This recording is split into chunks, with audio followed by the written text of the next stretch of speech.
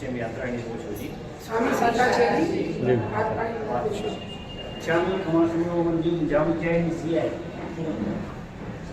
चा कारण संगी सबब अबुल में कराएं खाओ इच्छम खामी रायम जंपी की अपत्यम परपत्यम रफी पानी वेरे वे आवची आलावे सलावे चा सेन समस्या अंतर्गत विपत्ति डेंगी मज्जा वीणा या पौरी है मम्मा बनवत वे जाना हम न जाना तो सूचन इच्छामी खमासनो मंदिर जाम जैन सिया इच्छामी खमासनो मंदिर जाम जैन सिया इच्छा कार्य सनी माइनस सनी इच्छामी खमासनो मंदिर जाम जैन सिया इच्छा कार्य से निवारण लेसु इच्छा इच्छामी खमासनो मंदिर जाम जैन सिया इच्छकारी भगवान पसाई करी मायना प्रसाद करसो जी नमो अरिहंताणं नमो सिद्धाणं नमो आयर्याणं नमो वज्रायाणं नमो लोये सव्वसाहूणम् ऐसो पंचनमुक्कारो सव्वपावपणासनो मंगलाणं च सव्वेसिं पडमं हवै मंगलम् आस्वाद्य यद्वाक्यरसं बुधानां पीयूषपाने पिभवेद् घृणैव नमामि तं विश्वजनीन वाचं वाचं यमेन्द्रं जिनवर्धमानम् अचिन्त्य चिन्तामणिकल्पशाखिने विशुद्धसद्ब्रह्म समाधिशालिने दयार्णवायार्थितदायिने सतां नमो नमः श्रीगुरुने निसूरये नमो नमः श्रीगुरुने निसूरये नमो नमः श्रीगुरुने निसूरये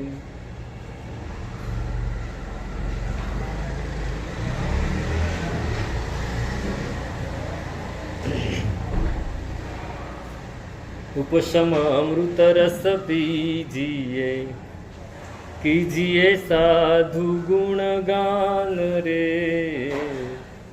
अधम बयणे न वीखीजिए दीजिए सज्जन ने मान रे चेतन ज्ञान अजवाड़िए। उपाध्यायजी भगवान खूब सरस આપણને માર્ગદર્શન આપી રહ્યા છે કે હે ચેતન તું જ્ઞાનનું અજવાળું પાથર. અંધારું હોય ને ત્યારે કાંઈ દેખાય નહીં અને દેખાય તો પણ બરાબર ન દેખાય. અંધારામાં દોરડું પડ્યું હોય તો સાપ દેખાય, સાપ હોય તો દોરડું દેખાય. અમે એકવાર વિહારમાં હતા ત્યારે એવું થયેલું. શિયાળાના દિવસો હતા, ઠંડી જોરદાર હતી અને સવારની પોરમાં વહેલો વિહાર 5:30 પોણા 6 વાગે. પોણા 6 એટલું ગાઢ અંધારું હોય અને ખૂબ ઠંડી. એટલે સાથે માણસ હતો, એ માણસને ઉઠાડ્યો. એટલે માણસ આમ ઊંઘમાં જ હતો, ઉઠ્યો અને મોઢું લૂછવા માટે રૂમાલ બાજુમાં પડ્યો તો એ રૂમાલ ઉપાડ્યો તો રૂમાલને બદલે સાપ હતો. હાથમાં તો સાપ આવ્યો. ઠંડીમાં સાપ પણ એની પાસે આવીને સૂઈ ગયો હતો. બોલો, તો અંધારામાં ખબર ના પડે, પછી એને તરત જ ઊંઘ ઉડી ગઈ, ખ્યાલ આવ્યો કે આ તો સાપ છે, ઊંચું નીચું થયું. એટલે તો જઈને બહાર મૂકી આવ્યો, હિંમતવાળો હતો, બૂમાબૂમ ના કરી. નહીં આપણે જેવા હોય તો ડરી જઈએ, બૂમાબૂમ કરી મૂકી. તો જ્ઞાનનું અજવાળું પાથરવું છે. આ સંસારને જોવા માટે, સંસારને સાચી રીતે જોવા માટે જ્ઞાનનું અજવાળું જોઈએ છે. અને સાથે મોહનું પડલ આપણી આંખ ઉપર બાજેલું છે. ટાળીએ મોહ સંતાપરે. એ મોહનું પડળ બાજેલું છે, એને લીધે આપણને બરાબર દેખાતું નથી. અજવાળું હોય તો પણ ન દેખાય. ઘણા લોકોને અજવાળામાં પણ કંઈક ને કંઈક આડું અડું દેખાતું હોય, કારણ કે આંખમાં પ્રોબ્લેમ છે. પેલું બહારનું સાફ કર્યું, હવે આંખને સાફ કરવાની છે. બહારનું સાફ થઈ જાય, આંખ સાફ ન હોય તો એ તકલીફ. કમળો થયો અને બધું પીળું દેખાય. હા, કિમ કાચ કામલી ભીરીશ સ્થિતોપી શંખો નો ગૃહ્યતે વિવિધ વર્ણ વિપર્યયેણ. કલ્યાણ મંદિર સ્તોત્રમાં સિદ્ધસેન દિવાકર સુરી મહારાજ, આમ તો કુમુદચંદ્ર સુરી જનનયન કુમુદ ચંદ્ર. તો કુમુદ ચંદ્ર સૂર્ય કહે છે કે જેની આંખમાં કમળો લાગી ગયો છે એને સફેદ શંખ પણ કેવો દેખાય છે? પીળો દેખાય છે. એમ આપણી આંખમાં મોહનું પડળ બાજેલું છે. મોહ એવો અંદર આંખની ઉપર આમ છાઈ ગયો છે કે બધું જ આપણને એવું જ દેખાય છે. જે મોહ દેખાડે એવું દેખાય છે. મોહ જેવું દેખાડે એવું દેખાય છે. અને એને લીધે શું થાય છે? ચિત્ત સતત ઝોલા ખાયા કરે છે. ચિત્ત ઝોલા ખાયા. એટલે કહ્યું કે ચિત્ત ડમડોળતું વાળીએ. સ્થિર થવું છે, શાંત થવું છે, સ્વસ્થ થવું છે, સુખી થવું છે. આ ત્રણ વસ્તુ હોય ને, શાંત હોય, સ્વસ્થ હોય અને સ્થિર હોય, ત્રણ વસ્તુ હોય તો જ સુખી થાય. નહીતર સુખ ન મળે. શાંત ન હોય તોય સુખ ના મળે, સ્થિર ન હોય તો પણ સુખ ના મળે, અને સ્વસ્થ ન હોય તો પણ. એટલે ચોથું કહ્યું કે પાળીએ સહજ ગુણ આપરે. સ્વસ્થ થવું છે. જ્ઞાન જોઈએ, મોહ ના જોઈએ. એટલે મોહ ના હોય તો શું આવે? મોહની સામે શું આવે? જ્ઞાન આવે. પહેલા જ્ઞાન આવે, પછી મોહ જાય. એટલે મોહને પણ ટાળવાનું છે, અને પછી ચિત્તને સ્થિર કરવાનું છે. અને ત્રીજો ગુણ છે સ્વસ્થ થવાનું. તો સ્વસ્થ થાવ, ત્રણ વસ્તુ થાય તો ઉપશમ અમૃત રસ પીજીએ. તો ઉપશમ ભાવનો અમૃત રસ. ધર્મી જીવ કેવો હોય? બહુ સરસ વાત કરી દીધી આની અંદર. આ પહેલી ગાથામાં 4 લીટીમાં ધર્મી જીવના લક્ષણ દેખાડી દીધા. અહીં બહુ સરસ એક શ્લોક છે કે ધર્મી કેવો હોય? તો કે સુખમ આસ્તે સુખમ શેતે સુખમ આયાતિ યાતિ ચ સુખમ વક્તિ સુખમ ભૂંગતે વ્યવહારે પી શાંતધિ. જે ધર્મી જીવ છે એ કેવો છે? આપણે 3 લક્ષણ જોયા ને. સ્વસ્થ હોય, શાંત હોય, સ્થિર હોય. સ્વસ્થ હોય, શાંત હોય, સ્થિર હોય તો જ્ઞાની કહેવાય. અને જ્ઞાની એટલે ધર્મી. એ કેવો હોય? તો કે સુખમ આસ્તે. એ બેસે તો એ સુખે બેઠો હોય. આપણે સુખે બેસીએ પણ અંદર સતત જોયું છે ઘણીવાર લોકો આરામથી ખુરશી ઉપર બેઠા હોય, આરામ ખુરશી પર આમ અઢેલીને બેઠા હોય, એમ થાય કે બસ હવે નિરાશ છે, પણ એનો આંગળી તો અંગૂઠામાં ઊંચો નીચો થતો હોય, આળસ મરડતો હોય, હાથ પગ હલાવતો ચલાવતો હોય, કંઈક ને કંઈક કર્યા કરતો હોય, સ્થિર ના બેસી શકે. સુખમાસ્તે, સુખે બેસવું એટલે એવો બેઠો છે કે હવે આખી દુનિયાની નિરાત એની અંદર આવીને બેઠેલી છે. જોયા છે કોઈ યોગીને બેઠેલા? કોઈક ભગવંતને એવા બેઠા હોય કે તમને એમ થાય કે આને કઈ નિરાતના આરામથી બેઠેલા છે. નાનું બાળક સૂઈ ગયો જોયું છે? કેવું સૂતું હોય? હા, ગમે તેવી પરિસ્થિતિ આવે એકદમ નિશ્ચિંત. કાલે તે હતા ને, પૂજા હતી અષ્ટાપદની, અને બધા જોરથી ગાતા હતા, અને એક શ્રાવક પોતાના નાના બાળકને અહીંયા રાખીને ઊભા હતા કે બેઠા હતા. એ બાળક નિરાતે ઊંઘતું હતું. 8-10 મહિનાનું બાળક છે, અમારી પાસે આવે છે ક્યારેક લઈને. એ બાળક નિરાતે ઊંઘતું હતું. એને આખી દુનિયાની કોઈ પડેલી નહોતી. ધર્મી આવો હોય, પેલું તો બાળક છે એટલે ઊંઘી જાય. હા, બાળક કાં તો ઊંઘ્યા કરે ને કાં તોફાન કરે. એની અંદર ઉર્જા એટલી હોય કે ઉર્જાને બહાર કાઢવાનો પ્રયત્ન કરે, પણ જ્યારે ઊંઘી જાય ત્યારે બધું જ શાંત થઈ ગયું. જ્યારે ધર્મી એવો છે કે ઊંઘતો હોય કે જાગતો હોય, એની ઉર્જા રૂપાંતરિત થઈ ગઈ હોય, એની ઉર્જા શાંતિમાં રૂપાંતરિત થઈ ગઈ. સુખમાસ્તે, સુખે બેઠો હોય, નિરાતે બેઠો હોય, એને તમે જોઈને જ એમ થાય કે બસ આ એકદમ શાંત છે, એકદમ સ્વસ્થ છે, આને કોઈ તકલીફ નથી. સુખમાસ્તે. સુખમ શેતે, સુવામાં પણ. આપણે ત્યાં વૈજ્ઞાનિકોએ ઊંઘની પણ એક્સપેરિમેન્ટ કરી છે કે માણસ ઊંઘે ત્યારે કેટલો શાંત હોય, કેટલો હોવો જોઈએ. જ્યારે આપણે હમણાં વાત કરી ને બાળકની, તો બાળક જ્યારે સૂતું હોય ત્યારે આલ્ફા વેવ્સમાં સૂતું હોય. એ લોકોએ વેવ્સના પ્રકાર પડે, આલ્ફા, બીટા, ગામા, ડેલ્ટા, એવી રીતે અલગ અલગ પેલા કર્યા છે. તો આલ્ફા એટલે એટલો બધો શાંત કે એને એની ઊંઘમાં એક પણ વિક્ષેપ ન પડે, એને એક પણ વિચાર ન આવે, એને એક પણ સ્વપ્ન પણ ના આવે, એટલી ગાઢ ઊંઘમાં. એ ગાઢ ઊંઘમાં જ્યારે માણસ હોય ત્યારે એને પૂરેપૂરો વિશ્રામ મળે.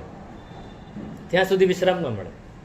આપણને ગાઢ ઊંઘ કેટલી આવે, કેવી આવે, કેવી ગાઢ ઊંઘ આવે? ગાઢ ઊંઘની ખબર કેવી રીતે પડે કે તમે રાત્રે પથારીમાં સૂતા હો, તમારું ગાદલું, પલંગ જે પણ હોય એની પર ઓછાડ પાથર્યો હોય ને, ચાદર પાથરેલી હોય, ઓશીકું હોય, તમે રાત્રે જે રીતે સૂતા હો એ રીતે સવારે ઉઠો ત્યારે એવું ને એવું જ પાથરેલું, એક પણ કરચલી ન પડી હોય અંદર, તો સમજવું કે તમે એકદમ ગાઢ નીંદરમાં સૂતા. એવું ક્યારે બને? એવું બને? આખી રાતમાં આપણે કેટલી વાર આળોટીએ, કેટલી વાર પડખા ફરીએ, કેટલી વાર ઊંચા નીચા થઈએ. બાળક જુઓ તમે, એ જેવું હશે એવું ને એવું જ સૂતું હશે. ઊંઘમાં કદાચ એ આમ તેમ થાય, પણ એ ઊંઘમાં ને ઊંઘમાં જ, એને ખબર ન હોય. એનો પગ દુખતો હોય, એનો હાથ દુખતો હોય તો ઊંચું નીચું થાય ખરું, કંઈ નહીં, પણ એકદમ શાંત હોય. Alpha waves. બીટા વેવ્સ એટલે આપણે જે ઊંઘીએ છીએ એ બીટા કે ગામામાં ઊંઘીએ છીએ. આપણે અંદર પણ આખી રાત અંદર કંઈક ને કંઈક ઘટમાળ ચાલતી હોય. રાત્રે સૂતા સૂતા પણ એ જ ટેન્શન હોય. હજી સૂતી વખતે કાલે શું કરશું, કેવી રીતે કરશું, આજે આમ થયું, તેમ થયું, આનું બાકી છે, પેલું બાકી છે, આમ છે, આને જવાબ આપવાનો છે, આનો ફોન આવેલો, આનો મેસેજ કરવાનો છે, બધું કરતા કરતા વિચારતા વિચારતા ઊંઘી જાઓ. એટલે આખી રાત એ જ ઘટમાળ ચાલે. આપણે ત્યાં યોગ માર્ગમાં આને કહેવામાં આવ્યું છે કે આલય વિજ્ઞાન ધારા. રાત્રે તમે જે વિચાર કરીને સૂઈ જાઓ એ જ વિચાર આખી રાત ચાલે, ને એમાંથી નવા નવા વિચારોના ફણગા ફૂટ્યા કરે. એટલે તમે સવારે ઉઠો ત્યારે એકદમ આમ ફ્રસ્ટ્રેટ હો, ઉઠીએ ત્યારે ફ્રેશ હોઈએ કે એકદમ આમ અસ્વસ્થ હોઈએ કે સ્વસ્થ હોઈએ? ઉઠીએ ત્યારે એકદમ ફ્રેશ હોઈએ કે બસ હવે આજે બહુ જ શાંતિથી ઊંઘ આવી ગઈ, હવે બધું જ કામ કરવા માટે સમર્થ હોય? એવું હોય જ. આપણું શરીર, એને આરામ મળી જાય છે, શરીર સ્વસ્થ હોય. મન કેવું હોય? રાત્રે જે વિચાર કરતાં કરતાં સૂઈ ગયા એ પાછો સવારે જ વિચાર આવે.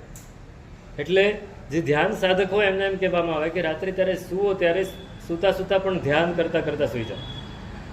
તો સવારે ઉઠશો ને ત્યારે ધ્યાન કરતાં કરતાં ઉઠશો, ઉઠો ત્યારે પણ ધ્યાન. તો એ આલય વિજ્ઞાન થાય. તો આલ્ફા બીટામાં આપણે બહુ વિચાર કરતા હોઈએ, અને ગામા એનાથી વધારે. રાત્રે ઊંઘમાં ઉઠીને કંઈક કામ કરવા માંડે.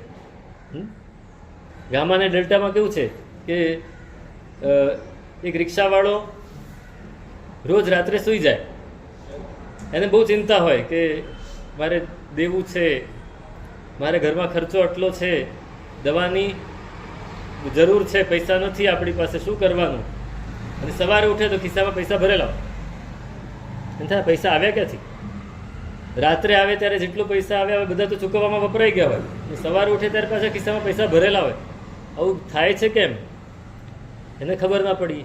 એની પત્નીને કીધું એને કે આ શું થાય છે, મને કંઈ ખબર નથી પડતી. એની પત્ની કીધું હવે હું જોઈશ. 2-3 દિવસ એને ધ્યાન રાખવાની કોશિશ કરી, પણ એને ઊંઘ આવી ગઈ. પછી એને બહુ મહેનત કરીને 4-5 દિવસ પછી એને બરાબર ધ્યાન રાખ્યું, ત્યારે જોયું તો આ રાત્રે બરાબર 12-1 વાગે 1:30 વાગે ઉઠી જાય, અને એ ઊંઘમાં નીકળી જાય રિક્ષા લઈને, બધે ફરી આવે. લોકોને રાતની નાઇટ ડ્યુટી કરીને એમાં પૈસા જે કમાય, ડબલ પૈસા મળે ને રાત્રે, તો એ ડબલ પૈસા લઈને આવીને પાછું સવારે સૂઈ જાય. અને બધું જ ઊંઘમાં. આને થીણધી નિદ્રા કહેવાય. થીણધી નિદ્રા કહેવાય કે ઊંઘમાં જ કામ કરે, ઊંઘમાં નાસ્તોય બનાવી દે ને ઊંઘમાં ચાય બનાવી દે, અને પાછું કાંઈ એકદમ સ્વસ્થ રીતે. મગજ ઊંઘેલું હોય, આંખ ખુલ્લી હોય, એને ખબર ન હોય કે મેં શું કર્યું. અને સવારે કહે કે મને સ્વપ્ન આવ્યું કે મેં રાત્રે રિક્ષા ચલાવી ઊંઘમાં.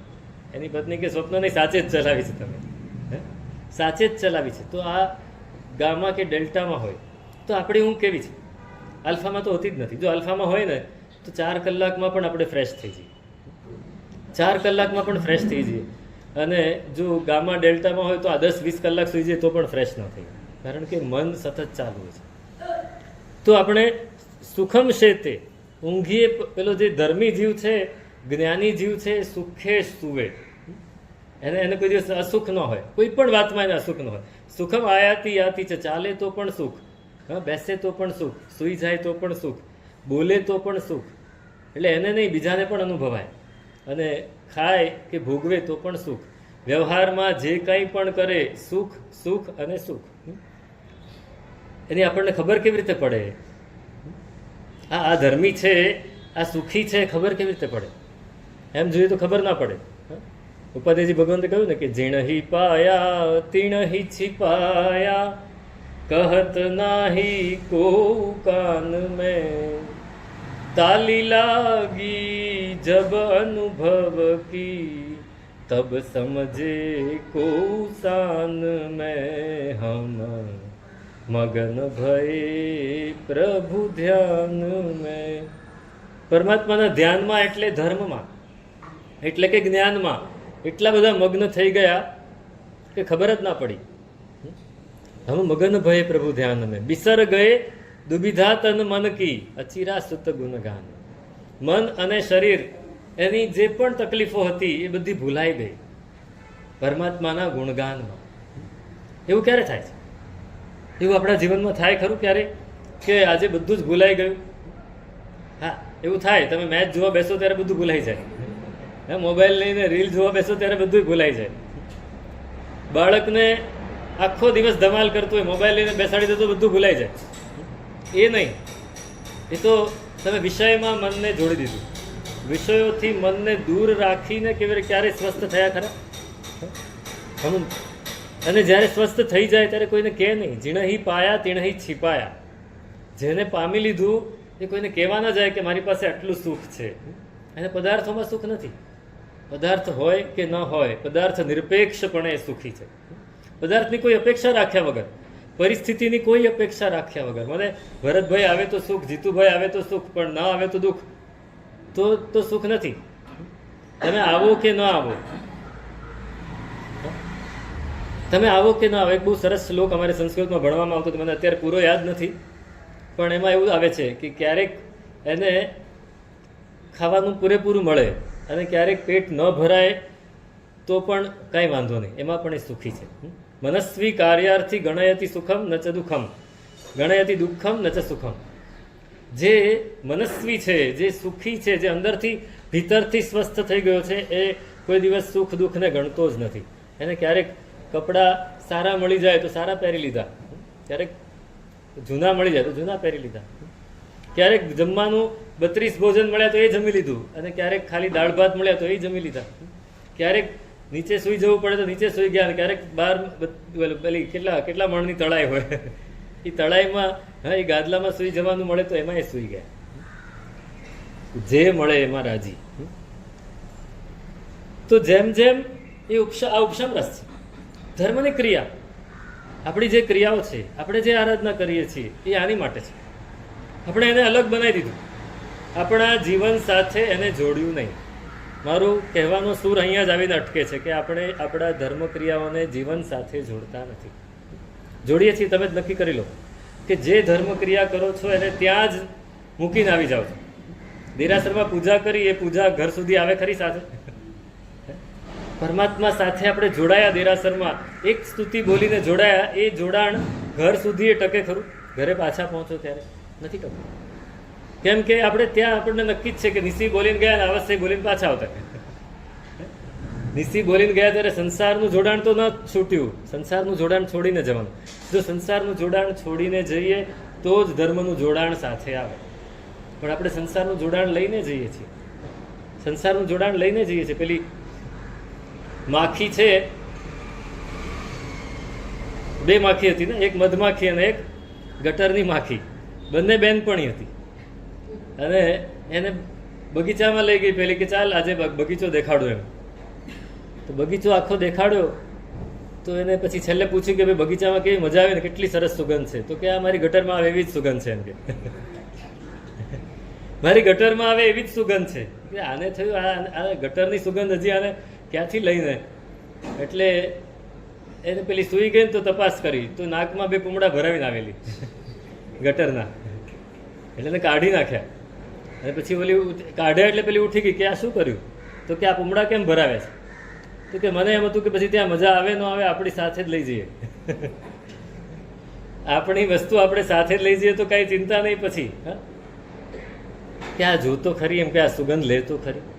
આપણે આપણો સંસાર બધે સાથે લેતા જઈએ છીએ. એક ક્રિયા આપણે એવી છે કે જેમાં સંસાર આપણે ન લઈ જઈએ તો ક્ષમ રસ આવશે, તો અંદરથી સ્વસ્થતા.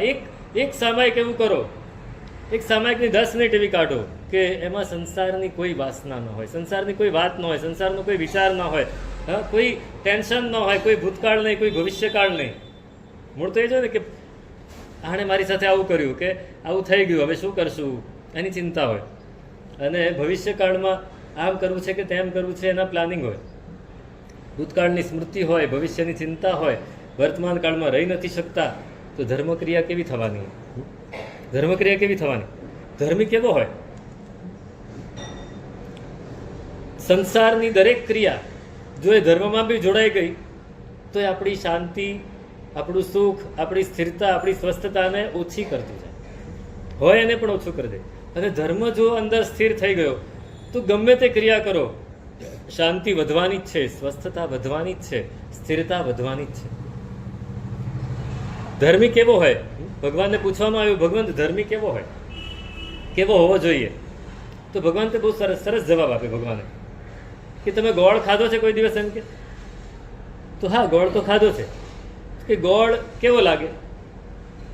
ગળ્યો લાગે? ડાયાબિટીસ વાળાને ભલે કડવો લાગે, ના એને બી ગળ્યો જ લાગે, પણ એને ખવાય નહીં, બરાબર છે. પણ ગોળ કેવો લાગે? ગળ્યો લાગે. એને ઉપરથી ખાવ તો ગળ્યો લાગે, વચ્ચેથી ખાવ તો ગળ્યો, નીચેથી ખાવ તો ગળ્યો, ડાબેથી જમણેથી આજુથી બાજુથી જ્યાંથી પણ ખાઓ, જ્યાં પણ ખાઓ, જ્યારે પણ ખાઓ, રાત્રે ખાવ તો ગળ્યો લાગે, દિવસે ખાવ તો ગળ્યો લાગે. હા, દેરાસરમાં નહીં, આપણે દુકાનમાં ખાવ તો એ ગળ્યો લાગે, ઘરમાં ખાવ તો એ ગળ્યો લાગે, છુપાઈને ખાવ તો એ ગળ્યો લાગે, જાહેરમાં ખાવ તો એ ગળ્યો લાગે. ગોળ બધે જ ગળ્યો લાગે. પરમાત્મા એમ કહે છે કે ધર્મી બધે જ મીઠો લાગે. ધર્મીને જ્યાંથી પણ ચાખો, ધર્મીને જ્યાંથી પણ જુઓ, ધર્મીને જ્યાંથી પણ સૂંઘો, ધર્મીને જ્યાંથી પણ સાંભળો, ધર્મીને જ્યાંથી પણ અનુભવો, ધર્મીનો જ્યાંથી પણ સ્પર્શ થાય, મીઠો જ લાગે, શાંત લાગે. આ શાંતિ છે. ધર્મની શાંતિ એ અહીંયા છે. ગમે ત્યાંથી એટલે ગમે એટલું એની સાથે તમે એની સાથે ઝઘડો કરો તો એ તમને એમ લાગે કે બસ ઝઘડો તો આની સાથે જ કરાય. કે પેલા શેઠે યાત્રા કરી, યાત્રા કરવા માટે નીકળ્યા હતા.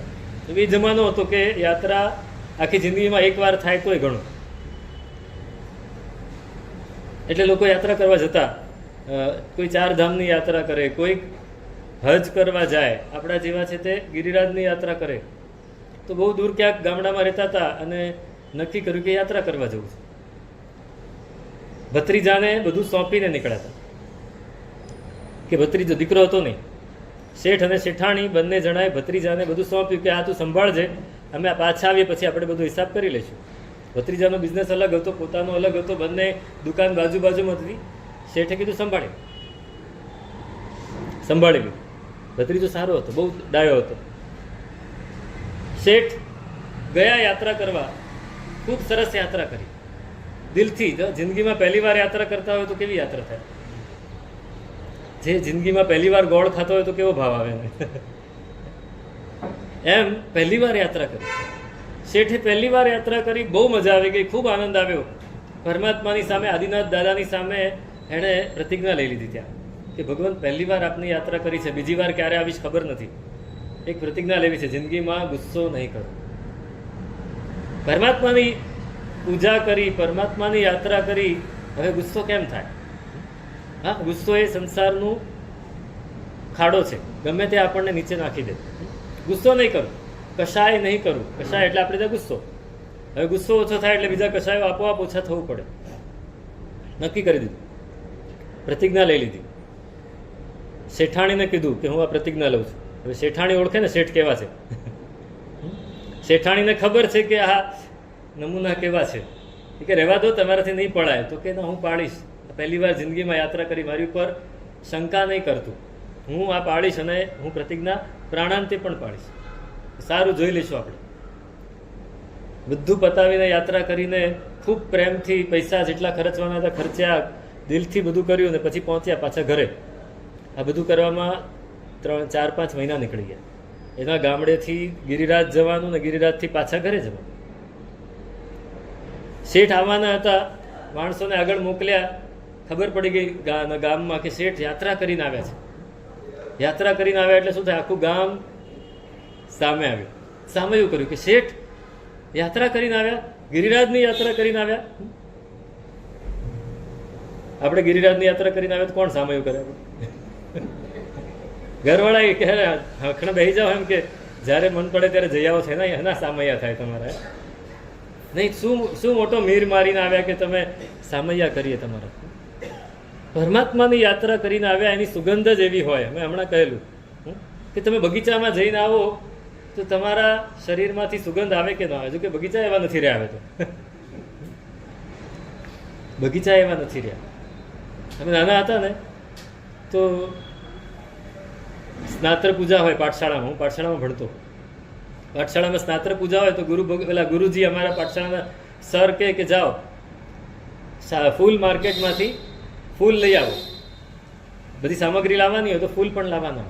તો ફૂલ માર્કેટમાં જઈએ, ત્યાં મોગરો, ગુલાબ, ડમરો, ચંપો, આ બધા જ ફૂલ. હા, બેંગ્લોરમાં રહેતો હું, તો બેંગ્લોરે પુષ્પોનું ફૂલની નગરી છે.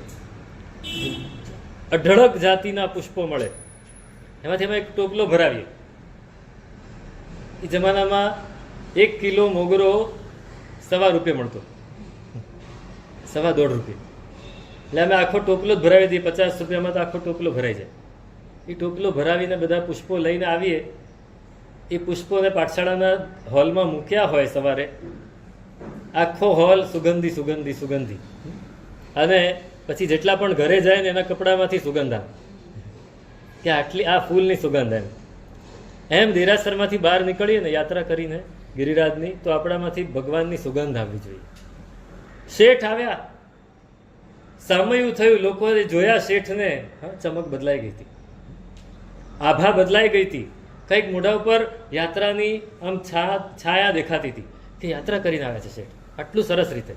બધાએ રાજી થઈ ગયા. રાજી થઈ ગયા. હવે શેઠાણી છે ને એને ચટપટી હતી કે આ શેઠે પ્રતિજ્ઞા તો લીધી છે પણ પાળશે ખરા ને. એટલે એને પોતાના ભત્રીજાને કાનમાં કહી દીધું કે આ શેઠે આવી પ્રતિજ્ઞા લીધી છે. એમ તો પહેલાં કેવું જોઈએ ને, બધાને ઉભા રાખે, ઉભા રહો. હજી બધા જતા હતા કે શું થયું? તો કે શેઠે આજે મોટી પ્રતિજ્ઞા લઈને આવ્યા છે. તો કે શેની પ્રતિજ્ઞા? તો કે કોઈ દિવસ જિંદગીમાં ક્રોધ નહીં કરે. જાહેરમાં કહી દીધું બધા. શેઠ કે રહેવા દે, નથી કહેવાનું. તો કે ના કહી જ દેવું છે. આટલું સરસ તમે કામ કર્યું હોય, આપણે શેની જાહેરાત કરીએ? આટલા રૂપિયા અહીં ખર્ચીને આવ્યા, આટલા અહીં લખાવ્યા, આટલા દુર્ગુણો મૂકીને આવ્યા, એવું થાય કોઈ દિવસ? આટલા દોષોને ક્યાંક તો છોડીને આવ્યા, એવી જાહેરાત થાય ખરી? નહીં થાય. અમે એકવાર મારા ગુરુ મહારાજ, દાદા ગુરુ મહારાજની નિશ્રામાં સંઘ હતો. પહેલી વાર જિંદગીમાં દાદા ગુરુ મહારાજ નિશ્રામાં કોઈકે સંઘ કાઢેલો અને અમે બધા ગયા હતા. સંઘ પૂરો થયો અને સંઘ માળ ચાલુ હતી, એટલે માળનો કાર્યક્રમ ચાલુ હતો. એક ભાઈ ઊભા થયા. આમ એકદમ આમ હટ્ટું કટ્ટું શરીર દેખાય, પડછંદ કાયા, મોઢા ઉપર આમ વટ દેખાય, મૂછોના થોભિયા હતા મોટા મોટા. અને ઊભો થયા ભાઈ, અને એમણે કીધું કે આ સંઘ નિમિત્તે, હા, સૂર્યોદય સૂરી મહારાજની નિશ્રામાં આ સંઘ જે નીકળ્યો છે એ નિમિત્તે હું મારા જીવનમાંથી ક્રોધનો ત્યાગ કરું છું. આજે પ્રતિજ્ઞા લઉં છું કે જિંદગીમાં હું ક્રોધ નહીં કરું.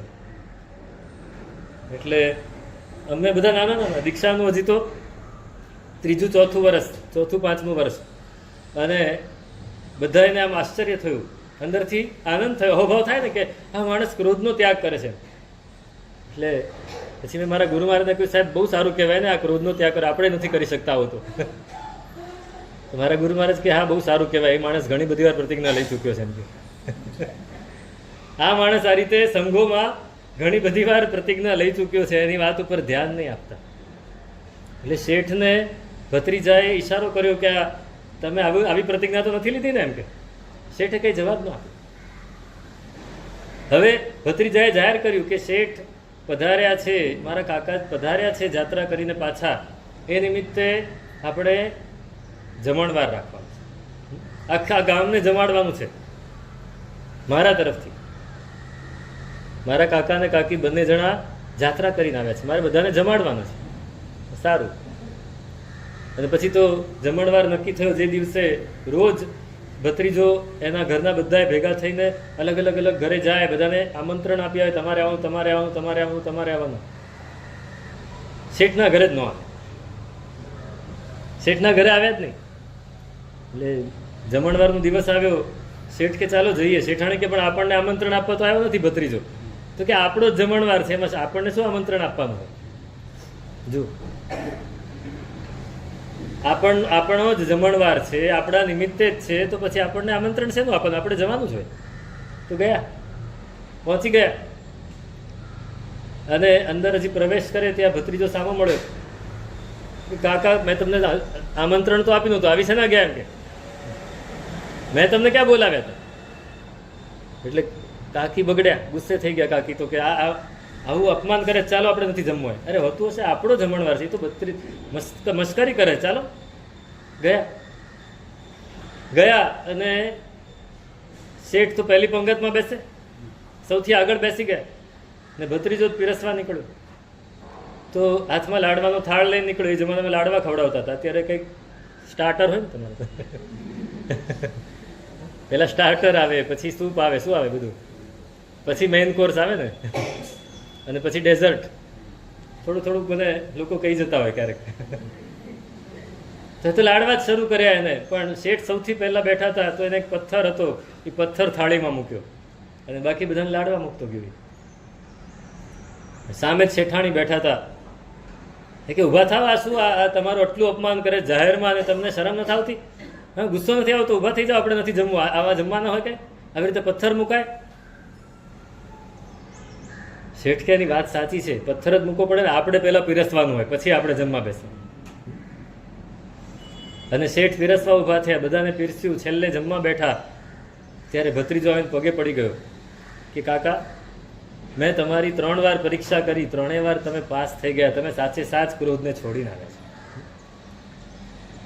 આપણે શું કરીએ છીએ? એક ક્રિયા કરીએ એની સાથે એક દુર્ગુણ છૂટવો જોઈએ, એક થોડાક અંશે પણ.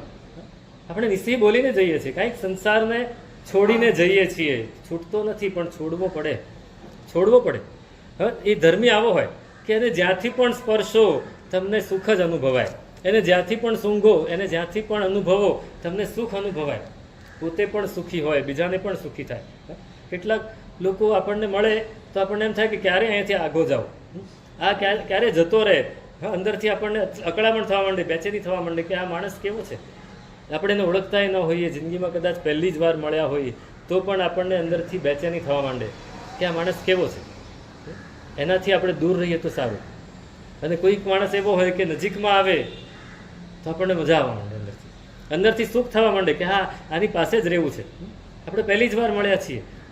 ઘણા ગુરુ ભગવંતોની પાસે તમે જઈને બેસશો ને તો તમને એમ થશે કે હાશ, આ તાપમાંથી અહીંયા જાણે કે શાંતિ મળી ગઈ. એકવાર આચાર્ય ભગવંત વિજય રત્નસુંદર સ્વરી મહારાજે મને પ્રસંગ કહેલો કે એકવાર અમે બધાએ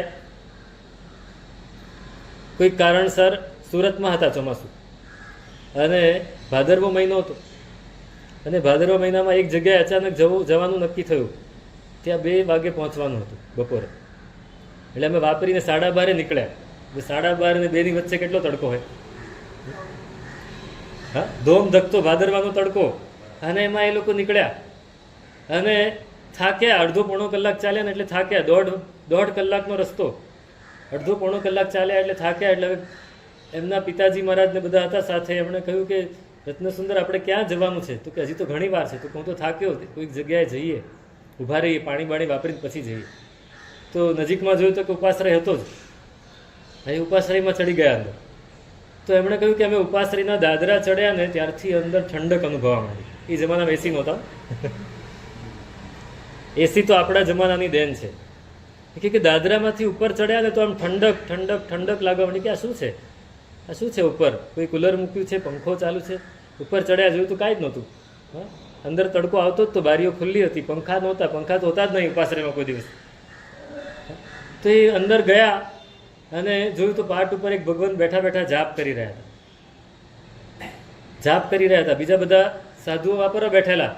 એક ભગવંત પાટ ઉપર બેઠા બેઠા જાપ કરી રહ્યા હતા. એટલે તરત જ બહાર જઈને એક સાધુને કીધું, કયા ભગવંત છે જોતો ખરો. તો બોર્ડ વાંચ્યું તો અહીંયા તપસ્વી રત્ન આચાર્ય ભગવંત વિજય કુમુદચંદ્ર સુરી મહારાજ, પ્રબોધચંદ્ર સુરી મહારાજ આદિ ઠાણા બિરાજમાન છે. તો કુમુદચંદ્ર સુરી મહારાજ તો કે આ એ જ લાગે છે. ગયા, એમની પાસે ગયા, વંદન કર્યા અને 5 મિનિટ બેઠા ને તો બધાનો થાક ઉતરી ગયો.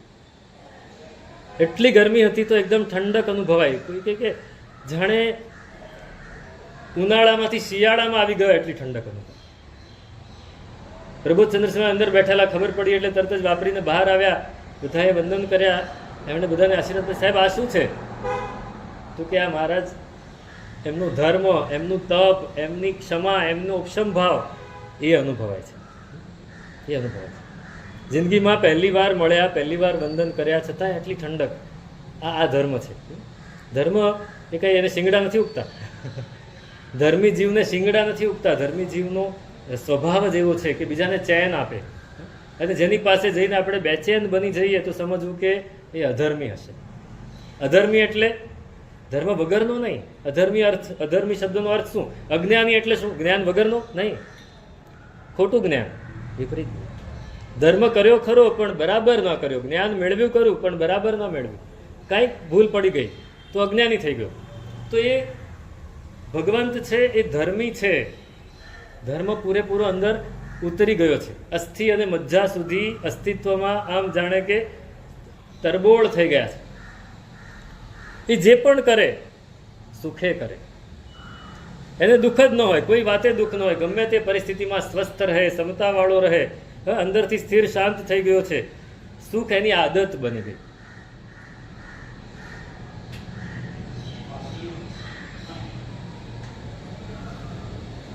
સુખ એની આદત બની ગઈ. એ જે પણ વસ્તુ, જે પણ પરિસ્થિતિ આવે. એક માણસ રસ્તામાં જતો હતો અને એક જગ્યાએ એક બાકડા ઉપર એક માણસ બેઠેલો, પરિચિત હતો એમ તો, પણ કપડાં થોડા ફાટેલા હતા. એમ લાગ્યું કે આને તકલીફ હશે, એટલે આ ભાઈએ જઈને એને પૂછ્યું, ભાઈ કેમ છે? તો કે બહુ સરસ, બહુ સરસ છે. એ ક્યાં બહુ સરસ છે? આ કપડાં ફાટેલા. તો કે કપડાં ફાટેલા છે, મન નથી ફાટેલું. મન નથી ફાટેલું. ઘરમાં બધું તો કે બરાબર છે, કોઈ તકલીફ નથી, પણ રોટલા પાણી નીકળી જાય છે ને? તો કે ન નીકળે તોય તકલીફ નથી. ન નીકળે તોય તકલીફ નથી, કારણ કે મન શાંત છે. મન શાંત છે તો બધું જ શાંત છે. એની સુખ એની આદત બની ગઈ છે. ધર્મ એની આદત બની ગઈ છે. ઉપશમ ભાવ, ક્ષમા ભાવ એની આદત બની ગઈ છે. આપણી આદત શું છે? આપણી આદત શું છે? આપણે સુખ હોય એમાં પણ દુઃખ ગોતી લઈએ.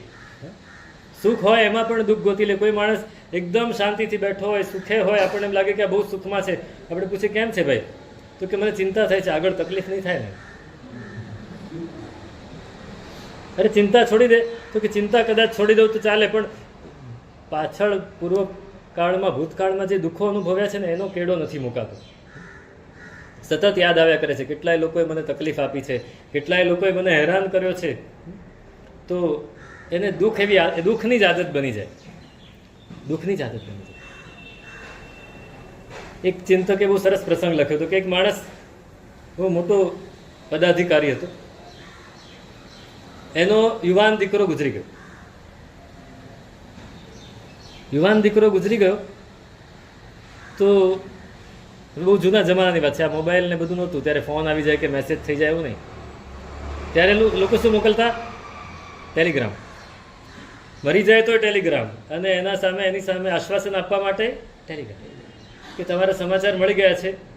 તો આ ભાઈ બહુ દુઃખી હતા, એટલા બધા દુઃખી હતા. આ ગયા એને, એ પેલા ચિંતક હતા, એમને આશ્વાસન આપવા માટે ગયા કે તમારો દીકરો ગુજરી ગયો છે. તો દીકરો ગુજરી ગયો, એનું આશ્વાસન આપ્યું. પેલા બધું સાંભળ્યું, પછી કીધું જુઓ આટલા ટેલિગ્રામનો થપ્પો હતો મોટો. એ કે જુઓ કેટલા બધા લોકોનું આશ્વાસન આવ્યું છે. એમ કે બહુ સારું, કાંઈ વાંધો નહીં, પણ તમે હવે શાંતિ રાખજો. હવે જે થયું છે થઈ જ ગયું, ન થવાનું નથી, તો તમે શાંતિ રાખજો. થોડા દિવસ ગયા, થયું કે જો એકવાર મળી આવું પાછો. તો એ પાછા ગયા. તો પેલા ભાઈ એવા ને એવા જ હતા, દુઃખી હજી. અરે ભાઈ શું થયું? તો કે આ જુઓ, એમ કે જો થપ્પો મોટો થઈ ગયો હતો, એટલા બધા ટેલિગ્રામ ભેગા થઈ ગયા હતા. હવે આ ટેલિગ્રામને એક બાજુ બાળી નાખો, એમ કે તમે એને જોઈ જોઈને દુઃખી થાવ છો. તો કે ના, કેટલા બધા લોકોના ટેલિગ્રામ આવ્યા. હવે એનું ધ્યાન એમાં જ છે. દીકરો ગુજરી ગયો એમાં નથી, એનું ધ્યાન શેમાં છે? કેટલા લોકોના ટેલિગ્રામ આવ્યા એની પર ધ્યાન છે. તમારે તે લગ્ન પ્રસંગ હોય ત્યારે લગ્ન પ્રસંગનો આનંદ હોય કે કેટલા લોકો આવ્યા કે કેટલા ન આવ્યા, કે કેટલાય ચાંદલો લખાવ્યો કે કેટલાય ન લખાવ્યો, એમાં ધ્યાન હોય. ધ્યાન કેમાં હોય આપણું? લગ્ન પ્રસંગનો આનંદ હોય કે પછી આવા કેટલા મોઢું દેખાડવા આવ્યા, પછી મારે કેટલાના વ્યવહારમાં જવું, મારે કેટલામાં વ્યવહારમાં જવું, એને આટલા લખાવ્યા તો આપણે પછી આગળ કેટલા લખાવાના, આવી બધી ગણતરી ચાલતી હોય તો એ લગ્ન પ્રસંગનો આનંદ ન માણી શકે. હા, એને એમ જ થાય, એને દરેક વસ્તુ એની માટે વહીવટ, મેનેજમેન્ટ, વ્યવહાર થઈ ગયો. સુખ જેને આદત છે એને આ વ્યવહાર નથી, એને વ્યવહારમાં પણ એને સુખ મળે છે. અને દુઃખ જેની આદત છે એને ધર્મમાં અને સુખમાં પણ વ્યવહાર ગોતે છે. ધર્મી કોઈ દિવસ બેચેન હોતો જ નથી, સતત ચેનમાં હોય છે. તમે જોયું, બાળક છે ને એ કોઈ દિવસ સ્થિર બેસે ખરું? સમજો કે એને તમે રમકડું આપી દો તો રમકડાને ઊંચું નીચું, ખોલવાનું, તોડવાનું, ફોડવાનું બધું જ કર્યા કરશે. એને જો એક રમકડું 10 મિનિટ રમ્યા પછી એને થશે હવે બીજું જોઈએ, તો બીજું ગોતવા માંડશે, આમથી તેમ જશે, આમ જશે, કૂદકા મારશે, ઉછળશે, દોડશે, ભાગશે. એને ગમે એટલું બેસાડવાની કોશિશ કરશો, નહીં બેસે. અમે પહેલાં નાના હતા ને તો ગુરુ ભગવાન ચોમાસું પૂરું થાય ને, સમજો અમદાવાદ ચોમાસું હોય કે ભાવનગર ચોમાસું હોય, તો નજીકનું તીર્થ જ્યાં હોય ને ત્યાં લઈ જાય. અમે ચોમાસું પત્યા પછી અને ત્યાં 2 મહિના રહેવાનું એકાંતમાં, કે 4 મહિના આપણે લોકો માટે કર્યું છે, હવે 2 મહિના આપણી માટે. તો અમે ભોયણી જતા. ભોયણી જોયું છે ને, ભોયણી તીર્થ મલ્લીનાથ ભગવાનનું. એમાં પાછળ એક ધર્મશાળા છે, એક દેરાસરમાં આગળ આખી વિટલાયેલી ધર્મશાળા, એની પાછળ પણ એક બીજી ધર્મશાળા. એ ધર્મશાળામાં સૌથી છેલ્લો રૂમ ઉપર છે, અગાસીમાં. અગાસીમાં બીજા કોઈ રૂમ નથી. એ રૂમમાં, એ હોલમાં અમે રહી જઈએ. એની 2 બાજુ મોટી મોટી અગાસી, બસ. એટલે ત્યાં કોઈ આવે નહીં, કોઈ જાય નહીં, કોઈને ખબર ના પડે કે સાધુ ભગવાન તો અહીં રોકાય છે. ત્યાં અમે ભણીએ. સવારના સૂર્યોદય થાય, અજવાળું થાય ત્યારથી રાતનું એક સૂર્યાસ્ત થાય અને અજવાળાનું છેલ્લું કિરણ પૂરું થાય ત્યાં સુધી ભણવાનું ચાલુ. સ્વાધ્યાય દિવસના 10, 11, 12 કલાક સ્વાધ્યાય ચાલે. જે લેખન કાર્ય, જે ભણવાનું હોય, જે પાઠ હોય, બધા જે ચોમાસામાં કંઈક ને કંઈક પ્રસંગો હોય, આ તે હોય, તે હોય, એટલે અટક્યા હોય, એ બધા ત્યાં વ્યાજ સાથે પૂરા થઈ જાય. હવે એ વખતે બપોરે 10-15 મિનિટ આમ થાય કે કંઈક થાક્યા છીએ, સવારના 4, 4:30 ઉઠ્યા હોય, રાત્રે 10:30 સંથારું કરવાનું હોય, બપોરે 10-15 મિનિટ સુવાનું ન હોય, આરામ નહીં, સુવાનું નહીં, તો અગાસીમાં જઈને ઊભા રહી. એ અગાસીમાં વાંદરાઓના ટોળા હોય, 25-50 વાંદરા બેઠા હોય અને એના બચ્ચા હોય. એ બચ્ચા એક ક્ષણ, એક અડધી સેકન્ડ પણ ચૂપ ન બેસે. એ દોડતા જ હોય. એક એની પાછળ દોડે, એક એનું પૂંછડું પકડે, એક આમ કરે, એક આમ કરે, એક કૂદે, એક લટકી જાય.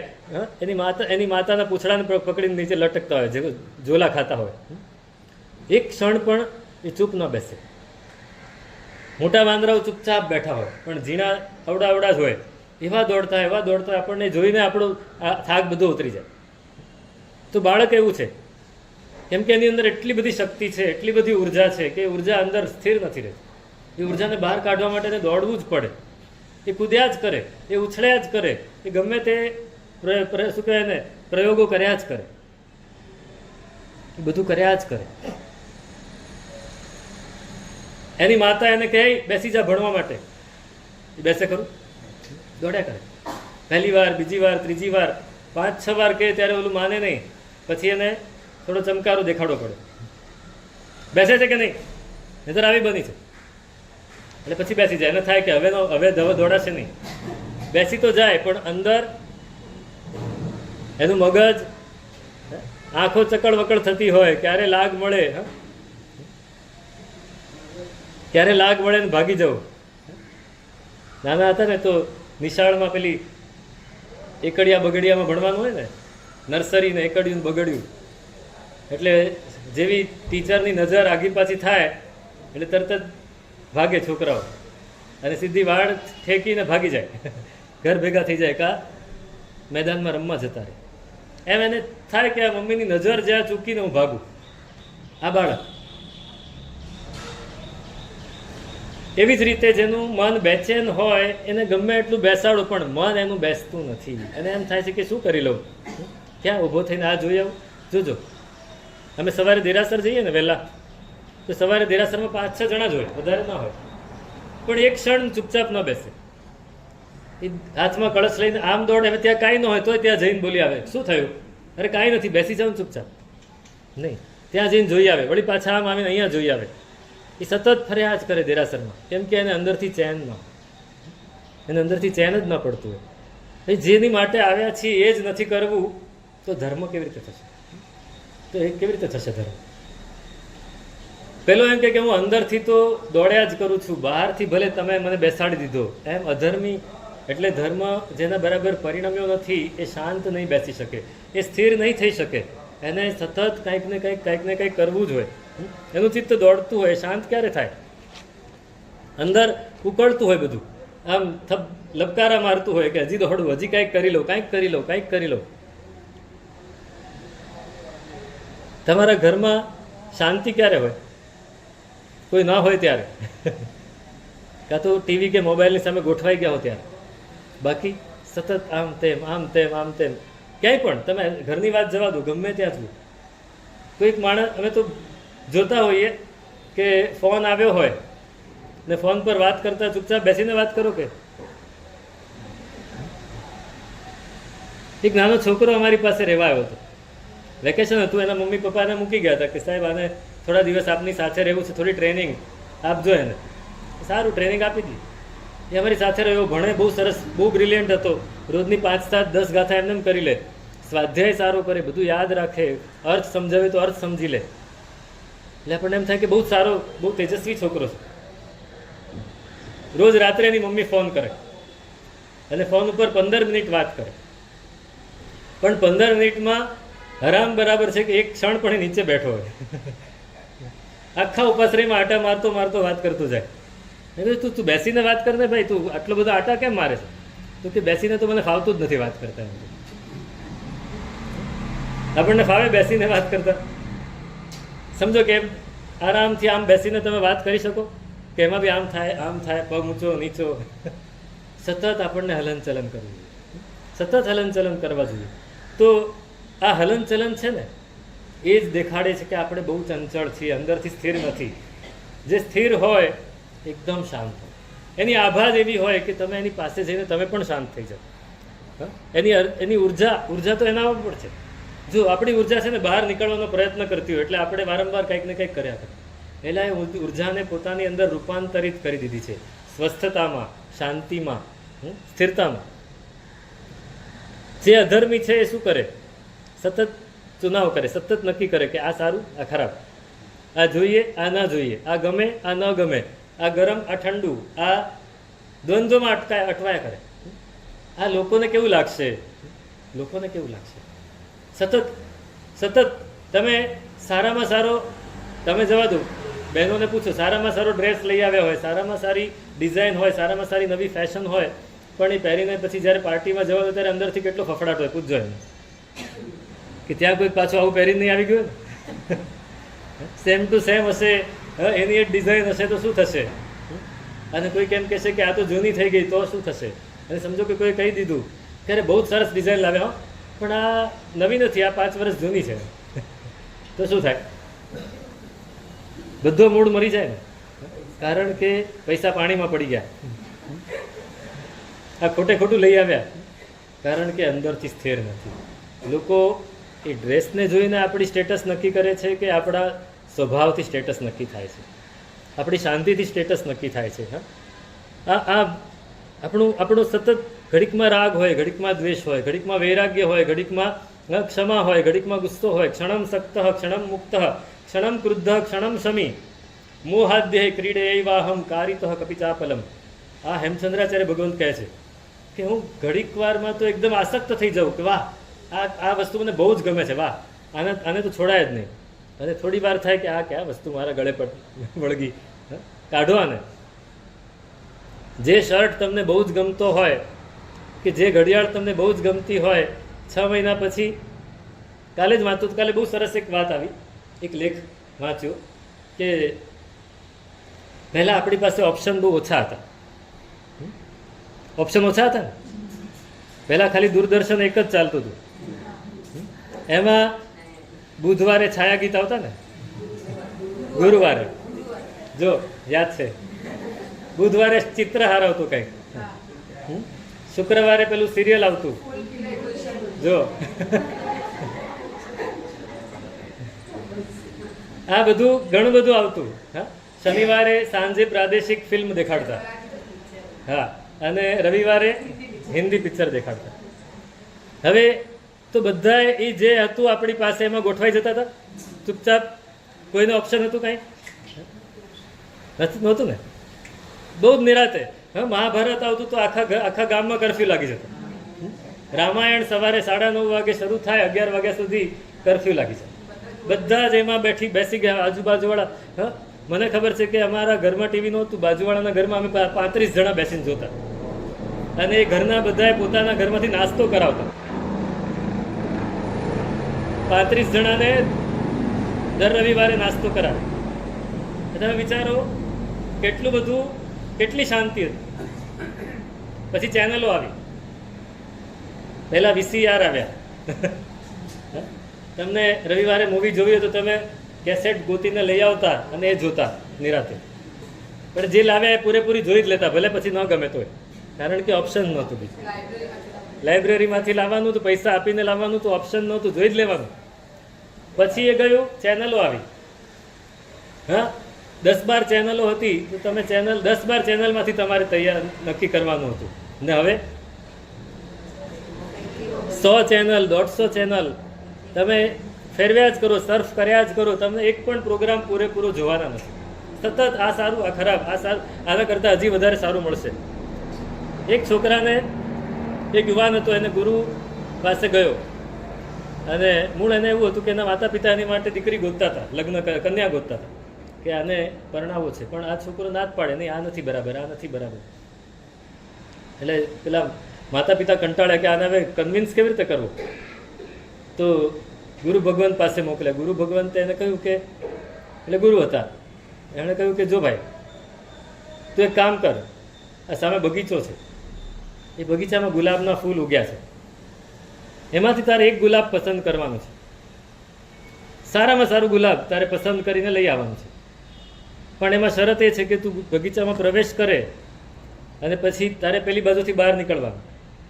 તો અહીંયા જે પહેલું ગુલાબ આવે એ તને સારું લાગે એ તે લઈ લીધું તો બસ કાંઈ વાંધો નથી. પણ પછી આગળ ગયો, ન સારું લાગ્યું, ન સારું લાગ્યું, ન સારું લાગ્યું તો પાછા આવવાની છૂટ નથી. નો પોઈન્ટ ઓફ રિટર્નિંગનો કોઈ પોઈન્ટ નથી, પાછા નથી આવવાનું. તને જે ગુલાબ ગમે એ તારે લઈ લેવાનું. એટલે પેલો ગયો કે હમણાં લઈ આવવાનું. અંદર ગયો, પહેલું ગુલાબ જોયું, બહુ સરસ હતું, પણ એમ થયું આ જો પહેલું સરસ છે તો આગળ એનાથી સરસ હોવું જોઈએ. એટલે હજી આગળ ચાલ્યો, પછી હજી આગળ ચાલ્યો. આપણા મનને બ્રેક નથી હોતી, આપણા મનને સંતોષ નથી હોતો, આપણને એમ થાય કે હજી આગળ સારું હશે. એમ કરતાં કરતાં છેલ્લું ગુલાબ આવ્યું ને તો ગમ્યું જ નહીં. એટલે પછી હવે પાછા આવવાનું તો હતું જ નહીં. પાછો આવે એમને ફરીને કે ગુરુજી ગુલાબ તો કેમ ગુલાબ લાવ્યો નહીં? તો કે સાહેબ ગુલાબ તો ઘણા નહોતા સારા, તો કે ઘણા સારા હતા, પણ મને એમ હતું કે હજી આગળ સારું મળશે. બસ જીવનમાં આવું જ છે. આપણે ઓપ્શન જો વધારે આપી દઈએ. પહેલાં તમે સાઉથ ઇન્ડિયન હોટલમાં જતા તો ઢોસા ઇડલી મળતા, ખાઈ લેતા હતા. હવે કેટલી જાતના ઢોસા બને છે? 50 જાતના. એક શ્રાવકે મને કીધું સાહેબ અમે ગયા ને તો 50 જાતના ઢોસા. એમ કે હવે આ 50 જાતના ઢોસામાંથી નક્કી શું કરું? મેં કીધું એક પણ કોઈ પણ એક લઈ આવો. તો કે એમ નહીં સાહેબ, તમે જે કહો એ લઈ આવો, પછી તમને ન ફાવે તો? હવે પણ મને ખબર જ નથી. એટલા બધા ઓપ્શન, ખાવા પીવાના ઓપ્શન, ફરવાના ઓપ્શન, બધા જ ઓપ્શન વધી ગયા. તમને સમજો કે તમારા મોબાઈલમાં તમે રીલ જુઓ છો, કેટલા બધા પ્લેટફોર્મ છે, ઇન્સ્ટાગ્રામ છે, ફેસબુક છે, યુટ્યુબ છે, એક્સ છે, કેટલા બધા પ્લેટફોર્મ છે. તમે એમાંથી એકમાં જોયું, પછી એમ થાય ને આમાં નથી બરાબર, બીજામાં જોયું આમાં નથી બરાબર, ત્રીજામાં જોયું, ક્યાંય સ્થિર થવાના નથી. કોઈ પણ જગ્યાએ સ્થિર થતા નથી આપણે. તો સ્થિર નથી થતા એટલે શું થાય છે? આ જે ધર્મ કરીએ છીએ ને, એટલે ધર્મમાં સ્થિર નથી થતા. અધર્મમાં, સંસારમાં સ્થિર નથી થતા, ધર્મમાં પણ સ્થિર નથી થતા. એટલે શું થાય છે? મોહગર્ભિત ધર્મ થઈ જાય છે. જ્ઞાન ગર્ભિત ધર્મ થવો જોઈએ, એને બદલે મોહગર્ભિત ધર્મ થઈ જાય. એટલે શું થાય કે આપણું મન સ્થિર જ ન થાય. ધર્મી માટે બધું જ સારું છે. જે પણ સામેથી આવ્યું, પરમાત્માએ આપ્યું છે એમ વિચારીને જે સ્વીકારી લે. મૈણા સુંદરે શું કીધું? તમે જેની સાથે પરણાવશો એ મારે માટે ભગવાન. અને ભગવાન જેવું થઈ ગયું ને. શ્રીપાલ રાજા મળ્યા. પહેલા ઉંબર રાણો હતો. શ્રીપાલ રાજા 12 વર્ષમાં બધાને હરાવીને મોટો રાજા બનીને આવ્યો. હવે પ્રજાપાલ રાજા શું કહે? હું જે કરું એ ના થાય એમ. સારું મળે તો બંધાય નહીં અને ખરાબ મળે તો સૂગ ન કરે એ ધર્મી. આ ધર્મીના આ બધા લક્ષણો છે, ઘણા બધા લક્ષણો છે. તે પણ ક્યારે આવે? મૂળ વાત આપણી ત્યાં આવીને ઊભી રહે છે કે ઉપશમ અમૃત રસ પીજી. તો એક બહુ સરસ નાનકડી એક ઘટના કહીને પૂરું કરું, પછી આપણે આગળ વિચારીશું. સમય થઈ ગયો છે. કે એક બહુ મોટો જમીનદાર હતો. જમીનદાર હતો એટલે જમીનો ખૂબ હતી અને સાથે મોટો તબેલો હતો. તબેલામાં બધા જ પશુઓ હતા. ઘોડા હતા, ગધેડા હતા, ભેંસ હતી, ગાયો હતી, બળદ હતા, વાછરડા હતા, ઘેટા, બકરા, બધું જ હતું. હવે આટલું બધું ભરેલું હોય ને આખું પેક, એટલે અંદર શું આવે? સુગંધ આવે ને. અંદર જાઓ તો શું થાય? દુર્ગંધ, દુર્ગંધ, દુર્ગંધ. આખો દિવસ છાણ ને વાસીદું ને બધું ગંદુ પડ્યું હોય, એની વાસ એટલી બધી આવે. એમે ઘેટા બકરા હોય તો વધારે વાસ આવે. હવે આ જમીનદાર થોડો છે ને તરંગી હતો, પૈસો ઘણો હતો ને, એટલે એને બહુ તરંગો સૂઝે. એટલે એને એક દિવસ એલાન કર્યું પોતાના બધા બેઠેલા મિત્રોને બધા કે આ મારા તબેલામાં જે આખી રાત અંદર રહીને આવે ને એને 10,000 રૂપિયા આપી શકે. એટલે બધા શું વિચારે? હવે તબેલામાં રાત કાઢવી એમાં શું મોટી વાત? રહી આવશું આપણે. 10,000 રૂપિયા એમને મળતા હોય તો ક્યાં વાંધો છે? તો કે એક જણને મળે કે જેટલા બી રહે, તો કે જેટલા પણ રહે બધાને 10,000 મળે. તો બધાએ નક્કી કર્યું. 4-5 જણાએ ગ્રુપ બનાવ્યો કે આપણે જઈને રહી જઈશું. તબેલામાં રાત જ રહેવું છે ને, રાત્રે થોડું રમશું, ગપ્પા મારશું, થોડું ખાણીપીણી કરશું, એ રાત નીકળી જશે અને 10,000 મળશે એ નફામાં.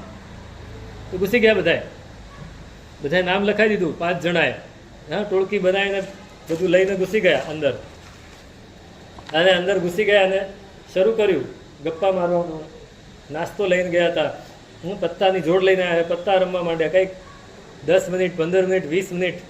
એમાં એક માણસ તો અકળાયો એકદમ, એને ઉપકાવવા માંડ્યા કે અરે મારાથી નહીં રહે, હું તો આ 10,000 નથી જોઈતા મારે. ઊભો થઈને ભાગ્યો.